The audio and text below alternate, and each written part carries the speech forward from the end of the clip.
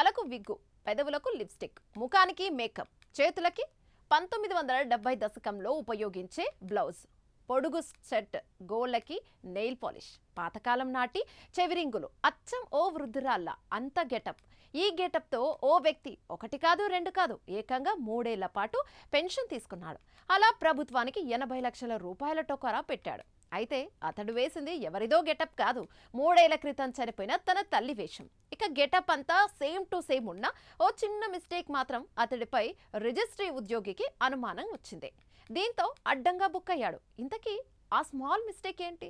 తల్లి వేషంతోనే మోసానికి పాల్పడిన ఆ మాయగాడు ఎలా చిక్కాడు? Let's watch. ఇటలీలో హర్రర్ సినిమాను తలపించేలా ఓ సంఘటన చోటు చేసుకుంది. ఓ కొడుకు పెన్షన్ డబ్బులకు కక్కుర్తిపడి కన్న తల్లి పాలిట శాపంగా మారింది. కనీసం చివరికి అంత్యక్రియలకు కూడా నోచుకోలేకుండా చేసింది.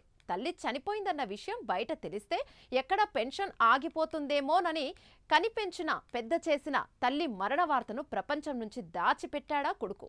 ఇక తల్లి శవాన్ని ఇంట్లోనే మమ్మీలా పూడ్చిపెట్టాడు. బంధుమిత్రులకు మాత్రం తల్లి అనారోగ్యంతో ఉందని చెప్పాడు. కానీ సరిగ్గా ప్రతి నెల 1 తారీఖున మాత్రం తన తల్లిలానే పెదాలకు లిప్స్టిక్, ఫేస్ కు మేకప్, తలకు విగ్గు, చేతులకు గాజులు, నెయిల్ పాలిష్ పెట్టుకుని తన తల్లి బట్టలనే వేసుకొని ఆమె చెప్పులే వేసుకొని పెన్షన్ కోసం వెళ్లేవాడు. అక్కడ తల్లిలానే నటించి సంతకం పెట్టి డబ్బులు తెచ్చుకునేవాడు.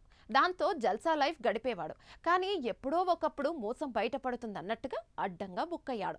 ఇక డీటెయిల్స్ లోకి వెళ్తే ఇటలీలోని బోర్గో వర్జిలియోలో నివసించే ఓ 56 ఏళ్ల మాంటోవా గతంలో నర్సుగా పనిచేసేవాడు. అయితే 3 ఏళ్ల క్రితం అతడి తల్లి డాల్ ఒగ్రియో అనారోగ్యంతో మరణించగా ఆ విషయాన్ని వెల్లడించకుండా మాంటోవా దాచిపెట్టాడు. తన తల్లి మృతదేహానికి అంత్యక్రియలు నిర్వహించకుండా మమ్మీలా మార్చి ఇంట్లో భద్రపరిచాడు. తర్వాత ప్రతి నెల ఆమెలా వేషం వేసుకుని మోసం చేస్తూ పెన్షన్ వసూలు చేసుకునేవాడు.